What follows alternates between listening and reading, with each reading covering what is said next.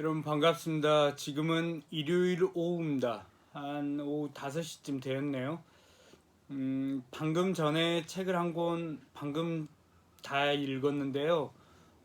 책의 마지막 부분에서 어쩔 수 없이 좀 울고 말았습니다.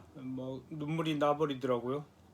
그래서 이제 얼른 가서 세수를 한번 하고 그래도 좀 이 감동이 사라지기 전에 얼른 책 소개 영상을 찍어버려야 되겠다 이런 생각이 들어서 곧바로 이렇게 촬영을 시작하고 있습니다.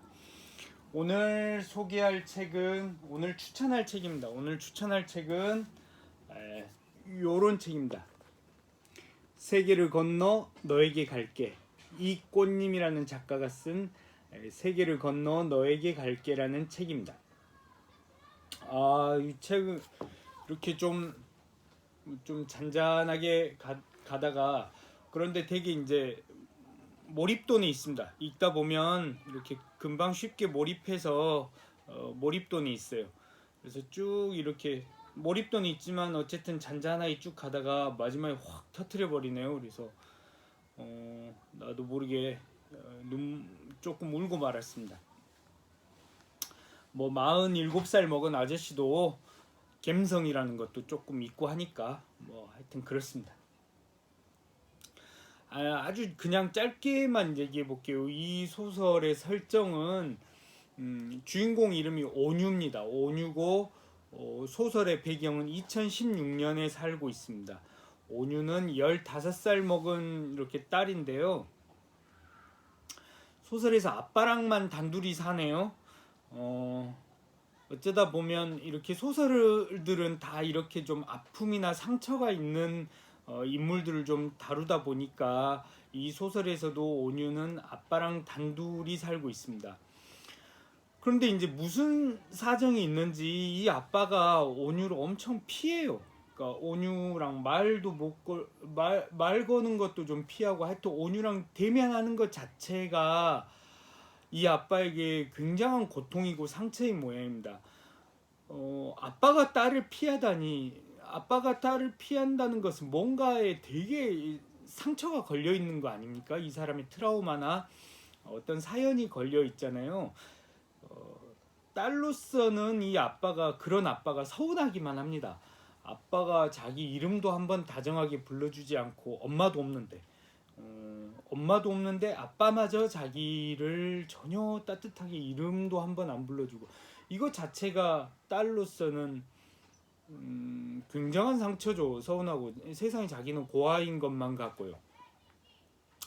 아빠가 무슨 이유가 있어서 저럴 거라는 것을 짐작을 못하죠. 15살 아이는 그저 서운하기만 할 뿐이지 저 사람 비정상적인 행동을 하는 사람이 그럴 만한 이유가 있어서 비정상적인 일을 할 것이다. 행동을 할 것이다. 그럼 저 사람은 도대체 무슨 상처를 가지고 있을까? 이것을 살펴보려고 하지 그래도 못할 나이 아닙니까? 그래서 그냥 막 아빠를 미워하기만 합니다. 아빠는 이제 저런 딸에게 사과도 하고 싶고 뭔가 관계를 회복해보고 싶지만 이제는 어디서부터 어떻게 해야 할지도 잘 모르는 그런 상태이죠. 그래서 어쨌든 아빠가 생각해낸 아이디어가 이 소설 속의 설정이 느리게 가는 우체통에 데리고 가서 딸에게 편지를 한 통 써서 그 느리게 가는 우체통에 편지를 집어 넣으라고 하는 겁니다. 느리게 가는 우체통이라는 것은 이 편지를 써서 그 우체통에 넣으면 1년 후에 배달이 된다는 거예요. 그래서 요즘 카톡은 1초 내에 도착을 하는데 느리게 가는 우체통은 1년 후에 편지가 도착하는 그런 우체통입니다. 그래서 이 온유는 아빠가 말하죠.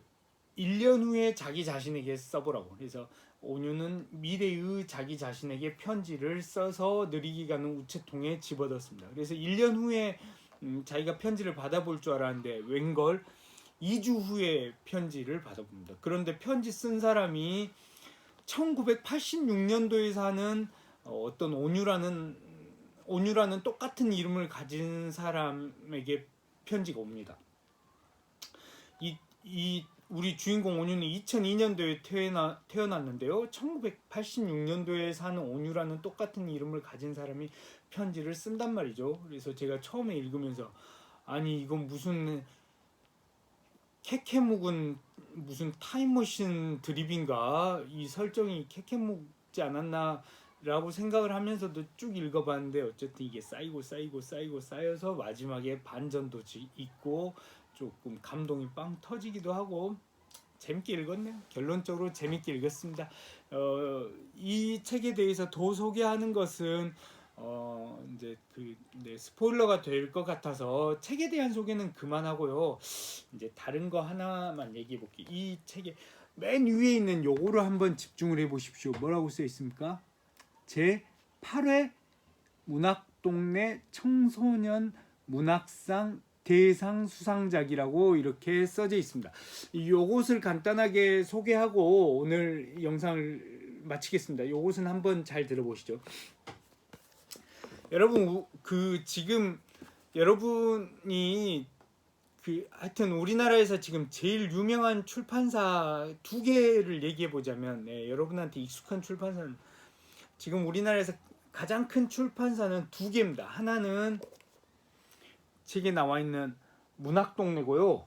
또 하나는 뭘로 보여주죠? 하여튼 얘기하겠습니다. 문학동네라는 출판사가 제일 유명하고, 그 다음 또 두 번째로 유명한 출판사는 창비입니다. 창비. 문학동네하고 창비인데요. 이 출판사들의 공통점은 둘 다 자기만의 잡지를 냅니다. 이게 그 문학동네라는 출판사에서 낸 잡지입니다. 보면은 여기에 뭐라고 써 있습니까? 2020 가을 이렇게 써 있습니까?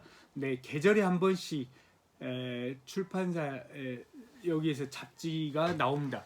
한번 잠깐 보여주자면요. 이렇게 보입니까? 문학동네 잡지가 이렇게 쭉 계절에 하나씩 나오고 있습니다. 이 문학동네 잡지를 제가 쭉 보고 있는데요. 이 문학동네 잡지에서 보세요. 가을에 되면 항상 뭘 하냐면요, 청소년 문학상 대상을 발표를 합니다. 근데 올해 이거 한번 보여줄게요. 올해 청소년 문학상 제11회 문학동네 청소년 문학상 대상 발표는 수상작이 없음입니다. 심사를 해봤는데 올해는 퀄리티가 있는 작품이 없다 이거죠. 그래서 이 잡지사는 올해의 퀄리티가 충족이 안 되면 그냥 안 뽑아버립니다. 여러 개 심사를 해봤는데 올해는 쓸만한 작품이 없다는 거죠. 그래서 안 뽑아버려요. 저는 이런 게 마음에 듭니다. 사실은 이 출판사 입장에서는 대상작을 하나를 선정을 하면 훨씬 좋습니다. 이 출판사 입장에서는. 왜냐하면 대상작을 하나 선정을 하고 발표해서 책으로 만들어서 서점에 깔면 잘 팔리거든요. 돈을 벌 수가 있거든요. 근데도 올해는 이렇게 쭉 검토해 봤더니 뽑을 만한 퀄리티 있는 작품이 없다 하면은 아예 저렇게 수상작이 없다고 발표를 해버립니다. 저는 없다고 발표하는 게 좀 멋있어요. 퀄리티가 안 되는 것을 억지로 발표를 해서 돈을 버는 것보다는 없으면 없다고 그냥 솔직하게 얘기해버리는 것이 이 상의 권위나 이 상의 신뢰도를 더 높일 수 있는 것 같습니다. 그래서 거꾸로 얘기해 보면, 그러면 이제 문학동네에서 대상으로 이미 이렇게 선정이 되고 발표된 책들은 어느 정도 퀄리티가 있는 책이라고 볼 수 있겠죠. 그래서 여러분, 작년에 이제 올해는 대상작이 없지만 작년에 대상작으로 선정된 게 읽은 사람도 있겠지만 작년 대상작이 바로 독고소맥에 반하면이라는 책이었습니다. 그 책도 나름 재밌죠. 재작년 대상작은 뭐였냐면 지금 여러분들이 제일 많이 읽고 있습니다. 바로 이 책입니다.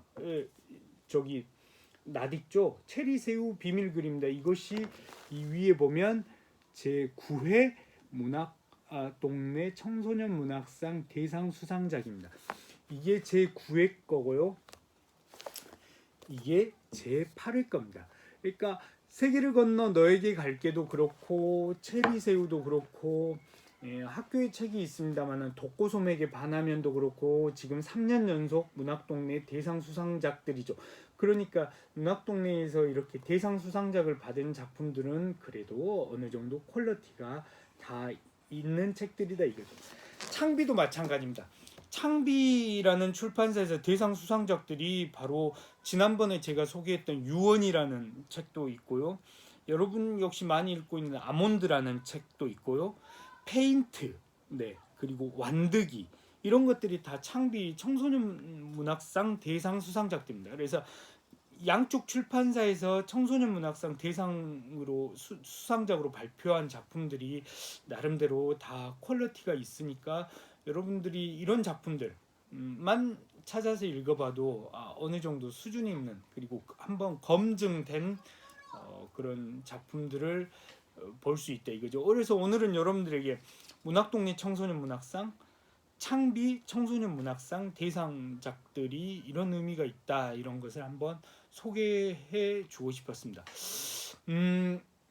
오늘 수업 영상은 여기서 마치는 걸로 하겠습니다. 감사합니다.